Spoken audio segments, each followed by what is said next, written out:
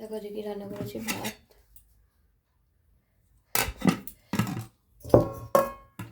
আলু সেদ্ধ, এর মধ্যে শুকনো লঙ্কা ভেজে রেখেছি তেল দিয়ে, নুন, চাট মশলা দিয়ে রেখেছি, এই যে মশলা খাওয়ার সময় মাখবো।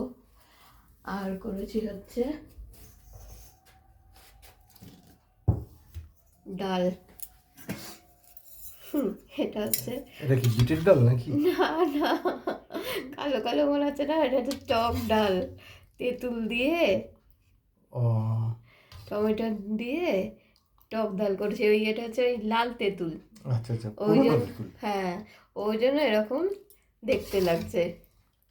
আচ্ছা এটা আচ্ছা, হচ্ছে টক না ডাল। দেখতে শুনুন খেতেও ভালো লাগবে। হ্যাঁ, দেখতে কালো লাগলো, খেতে ভালো লাগে। টমেটো দিয়ে হুম এই যে তেঁতুল, তেঁতুল দিয়ে এই ডালটা করেছি।